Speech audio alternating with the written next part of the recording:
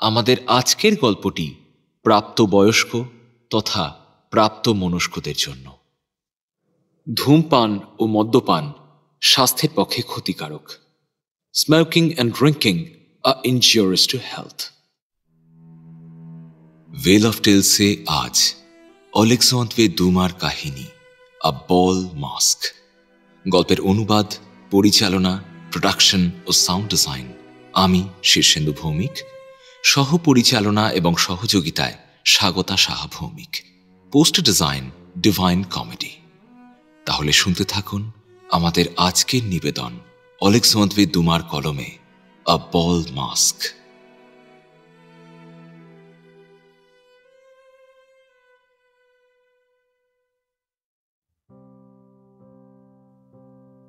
আগে থেকেই ভৃত্যদের বলে রেখেছিলাম যে কাজে বসছি, এখন কারোর সাথে দেখা হবে না। কিন্তু তা সত্ত্বেও আমার এক বন্ধু খানিক জোর করেই ঢুকে পড়ল। আমার ভৃত্য জোসেফ এসে ঘোষণা করল মজিও আতনি আর এসেছেন আমার সাথে দেখা করতে। জোসেফের চেহারার আড়ালে বাইরের ঘরে একটি কালো কোটের কিয়দংশ দেখতে পেলাম। সম্ভবত ওই কালো কোট পরিহিত আমার বন্ধুটিও আমার ড্রেসিং গাউনের কিয়দংশ দেখতে পেয়েছেন। ফলত নিজেকে লুকোবার চেষ্টা বৃথা। মনে মনেই খুব বিরক্ত লাগলো। মনে হলো বলে দিই, বেটাকে জাহান্নামে যেতে বলো, এখন দেখা হবে না। কিন্তু বন্ধু মানুষ, ও কথা কি আর বলা যায়? অগত্যা মুখে বললাম, ঠিক আছে, ওকে বসতে বলো, আমি আসছি। সত্যি বলতে কাজের সময় নিজের প্রেয়সী ভিন্ন অন্য কাউকে আমল দিতে ইচ্ছে করে না। ভালোবাসার নারী দিনের শেষে সব থেকে আপনার জন। কাজের সময় তাঁর আগমনে কাজের কিঞ্চিত ব্যাঘাত ঘটলেও দিনের শেষে তিনি আপনার কাজের প্রতি আগ্রহ শ্রদ্ধা প্রদর্শন করবেন। তিনি আপনার প্রতি নিবেদিত প্রাণ। বেজার মুখে লেখা ছেড়ে উঠে দাঁড়ালাম আমি। তারপর চেহারায় রীতিমতো বিরক্তি ফুটিয়ে ধীর পায়ে এলাম বাইরের ঘরে।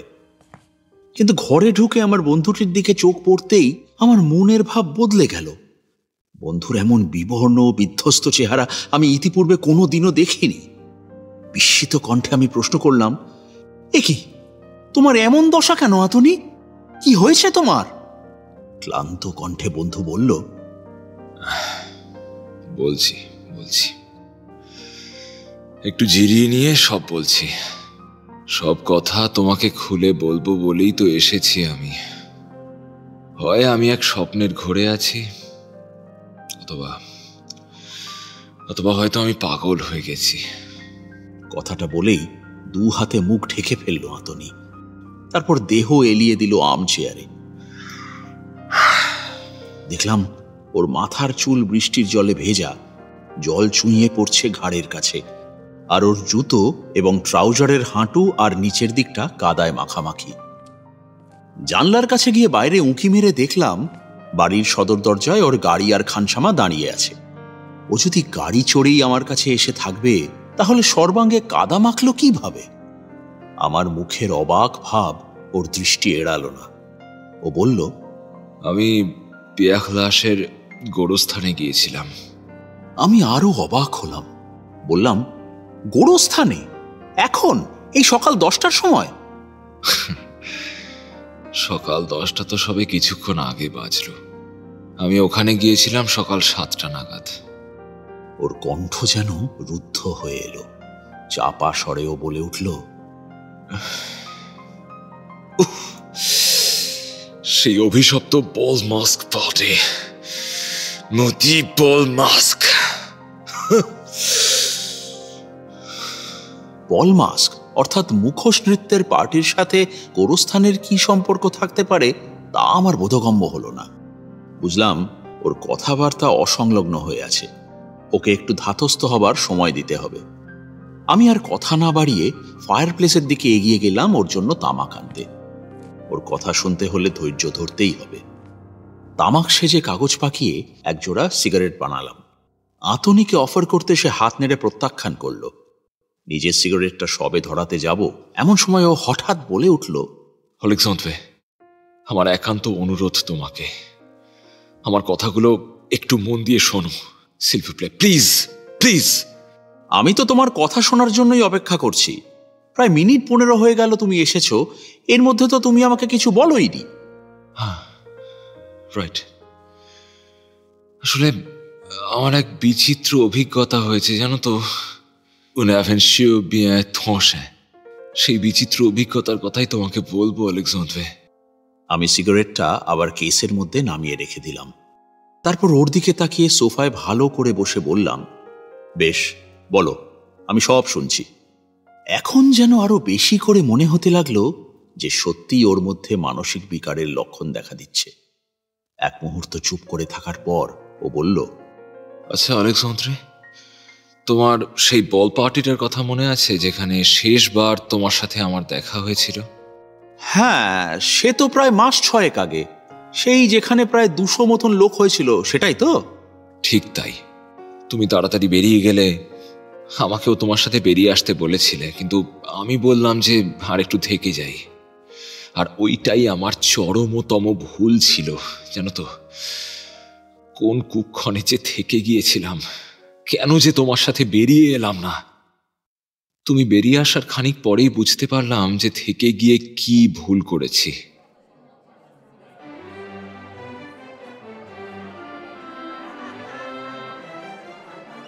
চারপাশে শুধু বিচিত্র রং বেরঙের মুখোশের ভিড়।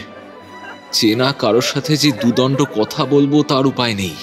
মুখোশের আড়ালে কোন মানুষটা যে পরিচিত আর কোনজন যে অপরিচিত তাই তো বুঝতে পারছি না।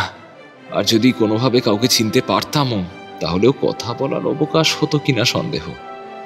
সকলেই যেন একটা প্রবল উত্তেজনার সাগরে ডুবে রয়েছে। উদ্দাম নৃত্য, উচ্চ গ্রামে সঙ্গীতবাদ্য, মানুষের হাসি কোলাহলে গোটা হল ঘরটা যেন মুখর হয়ে আছে।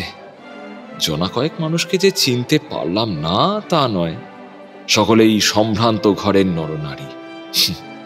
কেউ একা এসেছেন, কেউ বা জোড়ায়। মুখোশের আড়ালে নিজেদের আসল পরিচয় গোপন করতে সদা সচেষ্ট তারা। আমি হলঘরের গ্যালারির দিকে বেশ কয়েক ধাপ সিঁড়ি বেয়ে উঠে একটা বড় থামের আড়ালে একটা চেয়ার নিয়ে বসলাম। নিচে তখন জনসমুদ্র। সঙ্গীতের তালে উদ্দাম সুরে তারা নৃত্যরত। অবশ্য ধীরে ধীরে সেই নৃত্য এমন এক উচ্ছৃঙ্খলার জায়গায় পৌঁছল যে তখন তাকে আর নৃত্য বলা যায় না, বলতে পারো ব্যভিচারের নামান্তর সেই নৃত্য। আমার তখন রীতিমতো শরীর খারাপ লাগছে। কেন যে মরতে এসেছিলাম। নাচ চলাকালীন যারা নাচে অংশগ্রহণ করেননি তাদের ডান্স ফ্লোরে প্রবেশ নিষেধ, তাই অতি কষ্টে খানিকক্ষণ অপেক্ষা করতেই হলো।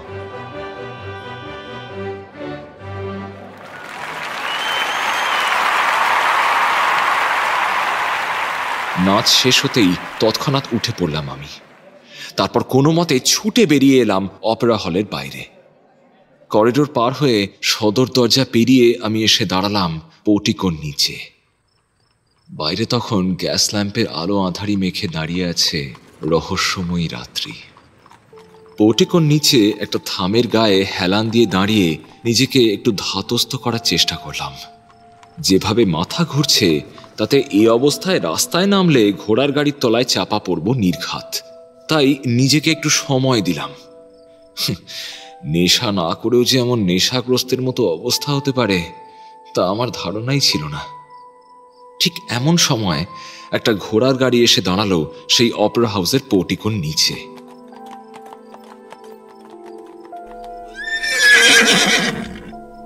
গাড়িটা থামতেই একজন মহিলা প্রায় ছিটকে নামলেন সেই গাড়ি থেকে। নেমেই তিনি এদিক ওদিক ঘাড় ঘুরিয়ে দেখতে লাগলেন। কাউকে খুঁজছেন নাকি উনি, নাকি ভুল ঠিকানায় এসে পড়েছেন? গাড়ি থেকে নেমে তাই আর কিছু চিনতে পারছেন না। ভদ্রমহিলার পরনে মাস্ক পার্টির জন্য উপযোগী আলখাল্লার মতো পোশাক, যাকে আমরা ডমিনো ড্রেস বলি। পোশাকের রং কালো, চোখ আর নাক কালো ভেলভেটের মুখোশে আবৃত। এবার তিনি এগিয়ে গেলেন সেই অপেরা হাউসের দরজার দিকে।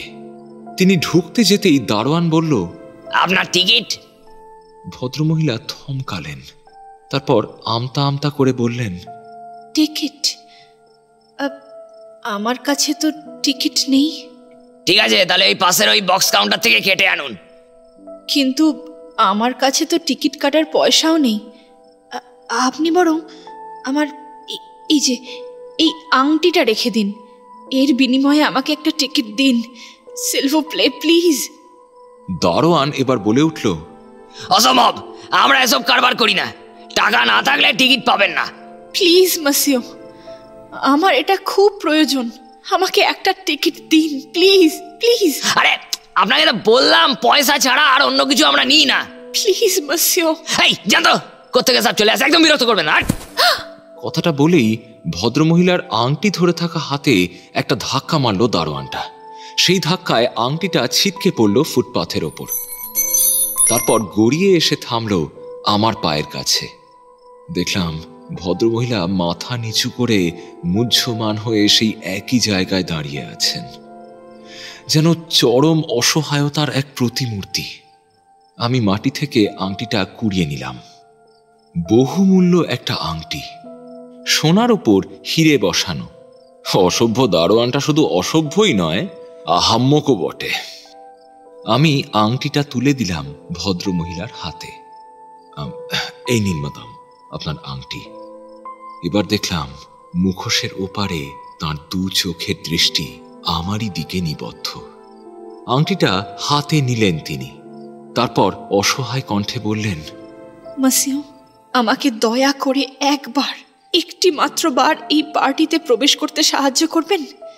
এ আমার একান্ত অনুরোধ আপনার কাছে, প্লিজ। ভদ্রমহিলার অসহায় অবস্থা দেখে খারাপই লাগছিল। আমি বললাম, মাদাম আপনাকে সাহায্য করতে পারলে আমি অত্যন্ত খুশি হতাম, কিন্তু আমি তো এখন বাড়ি ফিরব। এই পার্টি থেকেই আমি একটু আগে বেরিয়ে এসেছি।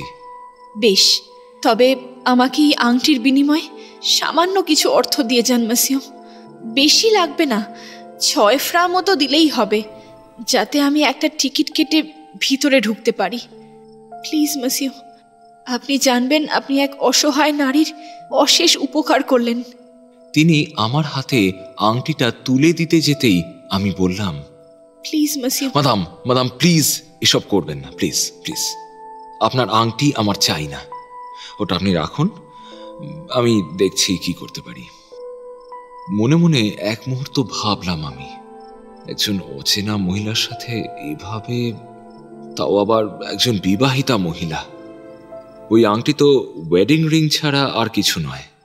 তারপর ভেবে দেখলাম নিশ্চয়ই কোনো গুরুতর প্রয়োজনেই ভদ্রমহিলা এখানে এসেছেন, তাই একজন অসহায় ভদ্রমহিলার উপকার করলে তা অন্যায় কিছু হবে না। আর আমি একজন সম্ভ্রান্ত ব্যাচেলর, আমার দিকে কেউ আঙুল তুলবে না। সমস্যা শুধু একটাই, বাইরে বেরিয়েই আমার মুখোশটা আমি খুলে ফেলে দিয়েছি। ওটা আবার রাস্তা থেকে তুলে নিয়ে মুখে পড়ার কোনো প্রবৃত্তি হচ্ছে না, তাই ঢুকতে হলে এবার আমাকে বিনা মুখোশেই ঢুকতে হবে। আমি পাশের বক্স অফিস থেকে 2টো টিকিট কেটে আনলাম। যেহেতু আমি একটু আগে এই পার্টি থেকেই বেরিয়েছি, তাই বিনা মুখোশে আমাকে ঢুকতে দিতে দারোয়ান কোনো আপত্তি করল না। আমার হাত ধরে ভদ্রমহিলা প্রবেশ করলেন বল পার্টিতে। আমরা যখন করিডোরের শেষ প্রান্তে এসে পৌঁছেছি, তখন মনে হলো ভদ্রমহিলা কেমন যেন টলমল পায়ে হাঁটছেন। তিনি এবার 2 হাতে আমার হাতটা আঁকড়ে ভর দিয়ে দাঁড়ালেন। আমি জিজ্ঞেস করলাম, মাদাম বলছি, মানে আপনার কি কোনো কষ্ট হচ্ছে? আপনার কি পায়ে ব্যথা? আপনি এরকম খোঁড়াচ্ছেন কেন? না না, ও কোনো ব্যাপার নয়, আসলে মাথাটা একটু ঝিমঝিম করছে আর কি। চলুন, এখানে দাঁড়িয়ে থেকে কোনো কাজ নেই, আমরা বরং ভিতরে যাই। আমাকে এক প্রকার টেনে নিয়েই মূল হলের দিকে পা বাড়ালেন তিনি। আবার সেই লোকে লোকারণ্য হল, আবারও সেই পাগল করা পরিবেশ। কিন্তু এবারে কেন জানি না, হয়তো এক নারীর সান্নিধ্যে থাকার জন্যেই আগের মতো মনে অতখানি বিরক্তির সঞ্চার হলো না। 3 বার হলের লোকের ভিড় ঠেলে আমরা গোটা ঘরটা পরিক্রমা করলাম। নানান দিক থেকে নবাগতা ভদ্রমহিলার উদ্দেশ্যে নানান মন্তব্য ভেসে আসছে। তার কোনোটা একসাথে নৃত্য করার প্রস্তাব, আবার কোনোটা কদর্য কুপ্রস্তাব। ভদ্রমহিলা বুঝলাম বেশ অস্বস্তি বোধ করছেন। আমি নিশ্চিত যে তিনি জীবনে ইতিপূর্বে কোনোদিন এমন কোনো পার্টিতে আসেননি।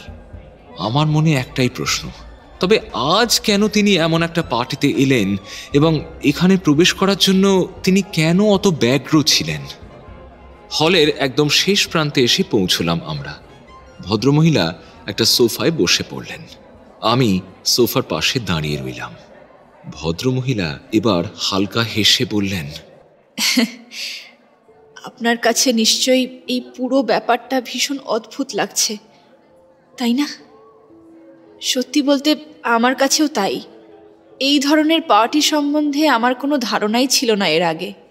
কিন্তু যখন চিঠি মারফত জানতে পারলাম যে উনি এখানে আসবেন, তাও আর একজন অন্য মহিলার সাথে, তখন ব্যাপারটা যাচাই করে দেখতে এখানে আসতে বাধ্য হলাম মাসিও।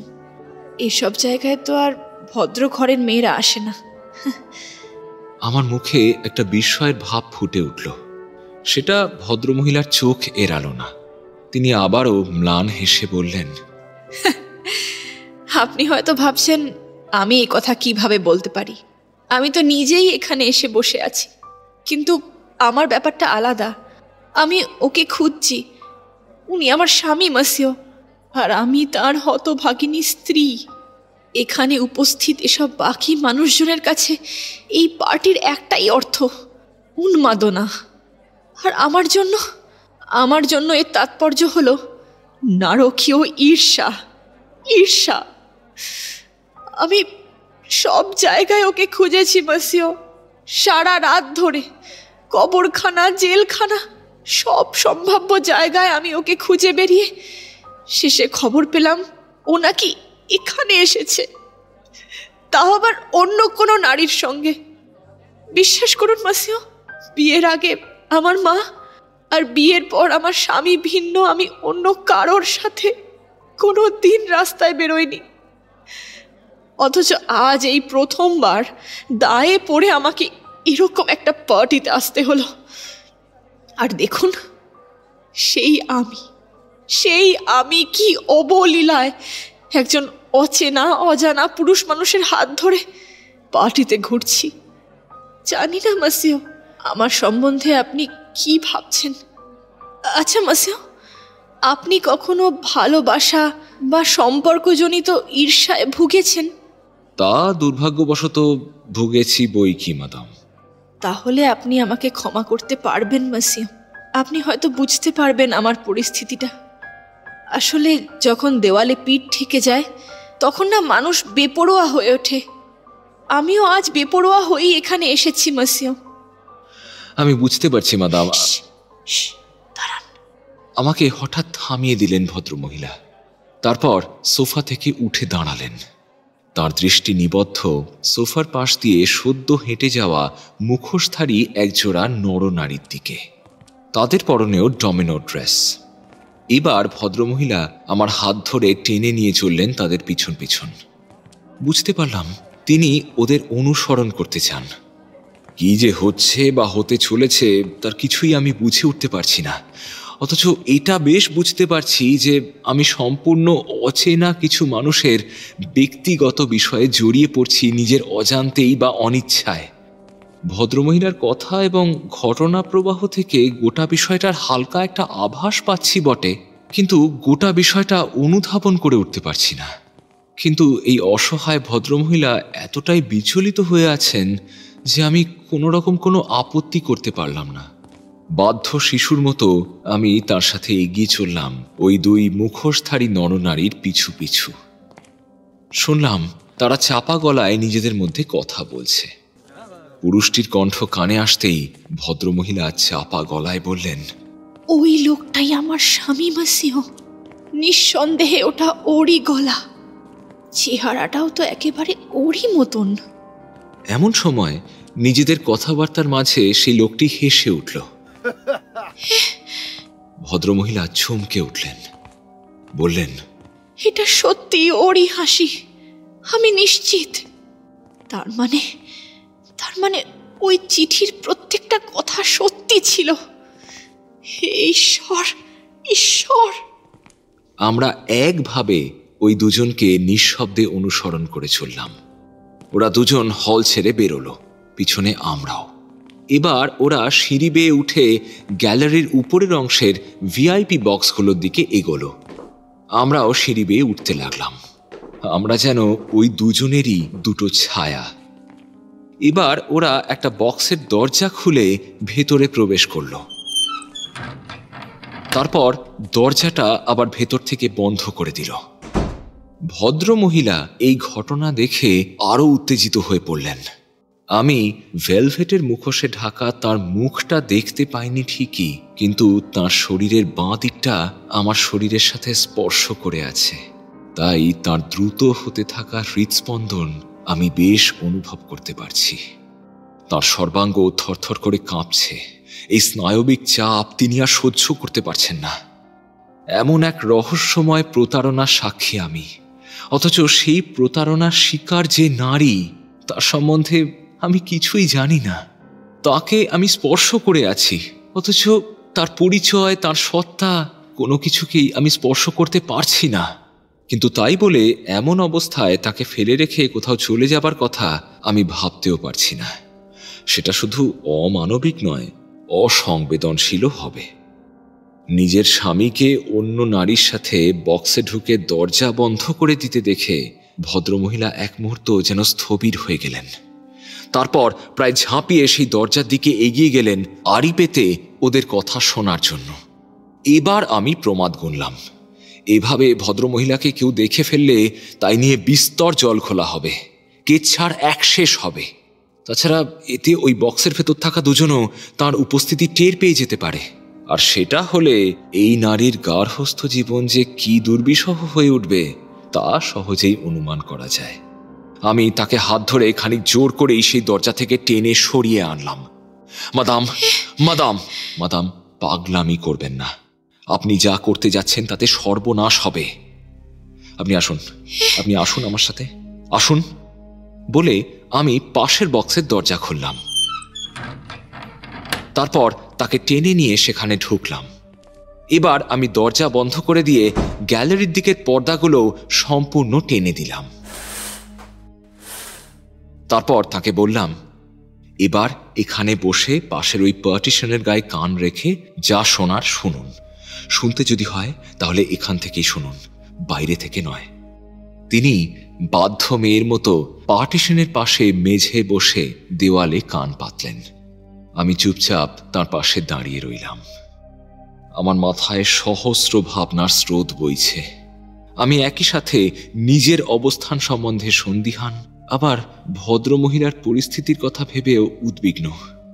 মুখোশের আড়ালে ভদ্রমহিলার মুখের উপরের অংশটা ঢাকা, কিন্তু তাঁর ঠোঁট আর চিবুকের অংশটা দেখে বেশ বুঝতে পারছি তিনি অপরূপ সৌন্দর্যের অধিকারী। তিনি তন্নি, যুবতী, রক্তবর্ণ ঠোঁট তার। কথা বলার সময় তার দাঁতের দিকেও চোখ পড়েছে আমার। সুসজ্জিত সেই দাঁতের পাটি তার ম্লান হাসিকেও যেন বহু গুণে উজ্জ্বল করে তোলে। তার পেলব হাতের স্পর্শ আমি পেয়েছি বিগত বেশ কিছুক্ষণ। তার কালো চুলের ঢল নেমেছে তার ডমিনোর হুড ছাপিয়ে কাঁধের দুপাশে। সব মিলিয়ে এক অপরূপ দৈব সৌন্দর্য, পারফেক্ট বিউটি। এমন নারীকে যে সত্যি সত্যি ভালোবাসতে পারে, আলিঙ্গনে আবদ্ধ করে নিজের সাথে একাত্ম করতে পারে, সে কতই না ভাগ্যবান।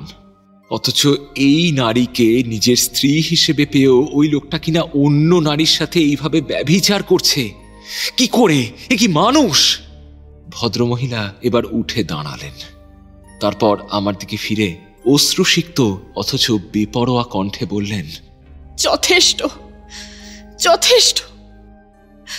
আমার যা শোনার তা শোনা এবং জানা হয়ে গেছে, জানা হয়ে গেছে আমার সবকিছু। এবার তিনি এক গভীর দৃষ্টিতে চোখ রাখলেন আমার চোখে, বললেন, মসিয়র, আমি সুন্দরী। বিশ্বাস করুন, আপনি হয়তো আমার মুখ এই মুখোশের কারণে দেখতে পাচ্ছেন না, কিন্তু বিশ্বাস করুন আমি সুন্দরী। আমার বয়স 19। আজ এই মুহূর্ত পর্যন্ত আমার চরিত্রে কোনো কলঙ্কের দাগ পর্যন্ত পড়েনি, অথচ আমার সাথে এমনটা। থাক সে কথা। আমার ভাগ্যে যদি এমনটাই থাকে তবে আমি বা কলঙ্কহীনভাবে বেঁচে থেকে কি করব? আজ আজ এই মুহূর্তে আমি আপনার কাছে আত্মসমর্পণ করলাম মসিও। আপনি আমাকে গ্রহণ করবেন না? আমি সম্পূর্ণভাবে আপনার মসিও, আপনার। কথাগুলো বলেই তিনি 2 হাতে আমাকে কাছে টেনে নিলেন। তারপর আমাকে কিছু বুঝে ওঠার সুযোগ না দিয়েই তাঁর ওষ্ঠাধর চেপে ধরলেন আমার ঠোঁট যুগলের ওপর। এক তীব্র বিদ্যুৎ প্রবাহ খেলে গেল আমার সর্বাঙ্গে। আমার সারা শরীরে ছড়িয়ে পড়ল কামনার আগুনের শিখা। মাথার মধ্যে সবকিছু যেন ধোঁয়াশাচ্ছন্ন হয়ে এলো। পরবর্তী বেশ কিছু সময় যে কোথা দিয়ে কিভাবে কাটলো তা বুঝতেই পারলাম না। তারপর দেখলাম সেই অপরূপা নারী প্রায় অর্ধ অচেতন অবস্থায় শায়িত আমার বুকের ওপর। তার চোখ থেকে নেমে আসছে অশ্রুধারা। ধীরে ধীরে তিনি যেন সম্বিত ফিরে পেলেন। তারপরেই কান্নায় ভেঙে পড়লেন।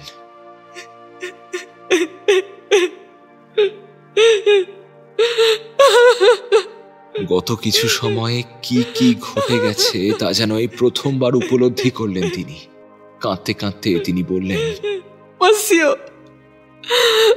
আমার দিকে তাকাবেন না, ঈশ্বরের দোহাই আপনাকে, আমার দিকে তাকাবেন না। আজ আমি এক কলঙ্কিত পতিতা নারীতে পরিণত হয়েছি। আমার দিকে তাকাবেন না মসিও, তাকাবেন না, তাকাবেন না। আমি যে কি বলবো বুঝতে পারলাম না। এবার তিনি বললেন, আজ এই মুহূর্তের পর আপনি আর কোনো দিন আমাকে দেখতে পাবেন না মসিও। আজ যদি আমার প্রতি আপনার মনে বিন্দু মাত্র মায়া বা সহানুভূতি জন্মে থাকে, তবে আপনি কোনো দিন আমাকে খোঁজার বা জানার চেষ্টা করবেন না মসিও। এ আমার একান্ত অনুরোধ আপনাকে। আমাকে যেতে দিন, দয়া করে ভুলে যাবেন আমায়। যা মনে রাখার তা না হয় আমিই রাখবো মসিও। কথা শেষ করেই তিনি ছুটে চলে গেলেন দরজার দিকে। তারপর আবার কি ভেবে ফিরে এলেন আমার কাছে। বললেন, আপনি একজন খাঁটি ভদ্রলোক মসিও, আপনি সজ্জন, তাই আমাকে অনুসরণ করবেন না, ঈশ্বরের দোহাই। আবারও তিনি ছুটে গেলেন দরজার দিকে। তারপর দরজা খুলে প্রায় ছিটকে বেরিয়ে গেলেন সেই বক্স থেকে। তার আর আমার মাঝে সেই দরজাটা বন্ধ হয়ে গেল চিরতরে। আর কোনোদিন তাকে দেখিনি আমি। তিনি যেন এক অশরীরী, যেন তিনি থেকেও কোথাও ছিলেন না। তারপর থেকে আমি তাকে অনেক খুঁজেছি, অনেক, কিন্তু কোথাও পাইনি। বিগত এই 6 মাস ধরে এই শহরের প্রত্যেকটা বল পার্টিতে, থিয়েটারে, অপেরায়, জনসমাবেশে তাকে খুঁজে বেরিয়েছি আমি। রাস্তায় ঘাটে কোথাও অমন চেহারার কোনো নারীকে দেখলেই তাকে নিঃশব্দে অনুসরণ করেছি। প্রতিবারই ভেবেছি হয়তো তাকে খুঁজে পেলাম, কিন্তু না, শুধুমাত্র আমার স্বপ্নে ছাড়া আর কোথাও তাকে দেখতে পাইনি আমি। প্রতি রাতে তাকে স্বপ্নে দেখি আমি। সেখানে তাকে চুম্বন করি, তাকে আঁকড়ে ধরি আমার বুকে। তারপর যেই তার মুখোশ খুলে মুখখানা ভালো করে দেখতে যাই, তখনই স্বপ্নটা ভেঙে যায়। কখনো বা আবার দেখি সেই মুখোশের আড়ালে এক উজ্জ্বল অথচ আবছায়া মুখ, কিছুই ঠাহর করতে পারি না। কখনো আবার দেখি মুখের জায়গায় কেবলমাত্র একটা নরকরটি, চোখের কোটরে চোখের জায়গায় এক কৃষ্ণ গহ্বর, ঠোঁটের জায়গায় শুধু দাঁতের নিষ্ঠুর হাসি। প্রতি রাতে এভাবেই একটু একটু করে যেন আমার বেঁচে থাকা ফুরিয়ে আসছে অলেক্সান্দ্রে। এক অচেনা নারীর জন্য আমার অন্তরে বহ্নি জ্বালা। প্রতিদিন তাকে ফিরে পাবার আশা নিরাশায় পর্যবসিত হয় আমার। একবার বেঁচে উঠে আবারও সহস্রবার মরে যাই আমি। ঈর্ষা হয় আমার, ঈর্ষা, অনধিকার ঈর্ষা। প্রতিদিন নতুন করে আরো বেশি ভালোবাসি আমি তাকে। আমার সমস্ত সত্তা সেই ভালোবাসায় জ্বলে পুড়ে খাঁক হয়ে যায় অলেক্সান্দ্রে। জ্বলে পুড়ে খাঁক হয়ে যায়, ভিতর থেকে ক্রমশ নিঃস্ব হয়ে যাই আমি। আর তারপর গতকাল সবই তো বললাম তোমায়, এবার এটা পড়ে দেখো। মাসিও, আপনি হয়তো এক অসহায় মহিলাকে ভুলে গেছেন, কিন্তু সেই নারী যে কিছুতেই ভুলতে পারেনি, আর তাই হয়তো আজ সে মৃত্যু পথযাত্রী। যখন আপনি এই চিঠিটা হাতে পাবেন তখন আমি আর ইহজগতে নেই। চিঠিটা পাবার পর একবার পিয়েক লাশের গোরস্থানে যাবেন মাসিও। সেখানকার কেয়ারটেকারকে জিজ্ঞাসা করবেন নতুন যে কবরগুলো আছে তার মধ্যে মাহি নামের কবরটা কোথায়। তিনি আপনাকে তখন সেই কবরের সামনে নিয়ে যাবেন। জানবেন ওটাই আমার কবর। সেই কবরের সামনে বসে আমার জন্য একটু প্রার্থনা করবেন মাসিও। আমার এই বিধ্বস্ত আত্মার শান্তি কামনা করবেন। জানবেন এটাই আমার শেষ ইচ্ছে। আমার জন্য মন থেকে প্রার্থনা করার কেউ নেই, তাই আপনাকে বললাম, আপনি যিনি হয়তো কোনোদিন আমাকে মন থেকে চেয়েছিলেন। গতকাল রাতে এই চিঠি পাই আমি। তারপর আজ সকালেই ছুটে গিয়েছিলাম সেই কবরস্থানে। তখন অঝোরে বৃষ্টি হচ্ছে। সেই কবরের সামনে পরবর্তী 2 ঘন্টা প্রায় হাঁটু গেড়ে বসেছিলাম আমি। বৃষ্টির ধারা আমার চোখের জলের সাথে মিশে গিয়েছিল। বুঝতে পারছো অলেক্সান্দ্র? বুঝতে পারছো? সেই নারী, সেই অপরূপা আজ মাটির নিচে শায়িতা। তার খুশি কেড়ে নিয়েছিল তার জীবন, আর আজ তার গোটা অস্তিত্বটাই কেড়ে নিয়েছে তার মৃত্যু। একটা মানুষ যাকে আমি আমার সমস্ত সত্তা দিয়ে ভালোবাসি, অথচ চিনি না, জানি না তার পরিচয়, তার বাড়ির ঠিকানা কোনোদিন জানতে পারিনি। জানলাম শুধু তার কবরের ঠিকানা। আমি আমি আমি আর এই জীবনে কোনোদিন তাকে দেখতে পাবো না, কোনোদিন না। এর থেকে ভয়াবহ আর কি হতে পারে অলেক্সান্দ্র? কি হতে পারে? নিজের সাথে সাথে আমার অস্তিত্বের অনেকখানিও সে নিয়ে গেছে তার কবরে। আমি ওকে ভালোবাসি।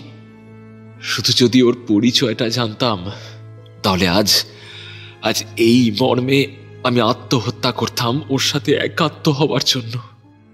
আজ যে আমার কাছে ওই চিঠিটা ছাড়া ওর আর কোনো স্মৃতিচিহ্নই অবশিষ্ট নেই অলেক্সান্দ্র।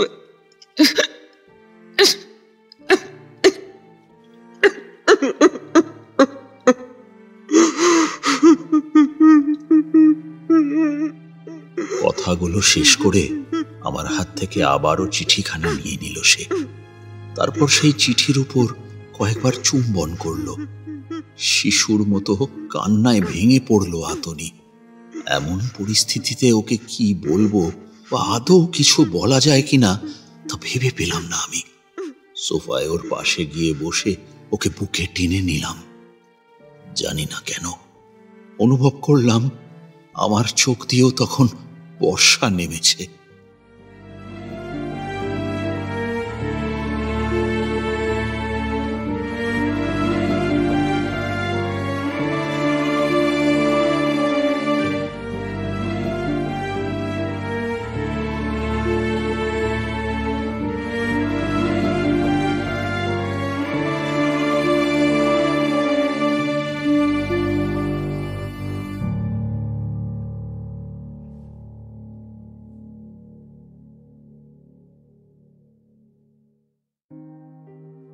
শেষ হলো আমাদের আজকের গল্প আ বল মাস্ক।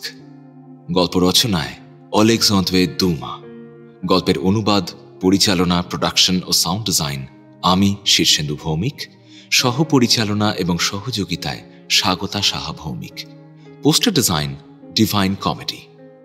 গল্প পাঠে তথা অলেক্সান্দ্র দুমার চরিত্রে ইন্দ্রনীল ভাদুরী, আন্তনি এবং দারোয়ানের চরিত্রে আমি শীর্ষেন্দু এবং মাহির চরিত্রে স্বাগতা। আমাদের আজকের গল্পটি আপনাদের কেমন লাগলো তা অবশ্যই আমাদের জানাতে ভুলবেন না। যদি গল্পটি আপনার ভালো লেগে থাকে তাহলে প্লিজ লাইক করুন, শেয়ার করুন। আর যদি আজ আপনি আমাদের এই চ্যানেলে প্রথমবার এসে থাকেন তাহলে প্লিজ সাবস্ক্রাইব করুন। আগামী সপ্তাহে আমরা আবারও ফিরে আসব আমাদের পরবর্তী গল্প নিয়ে। ভালো থাকবেন। ধন্যবাদ।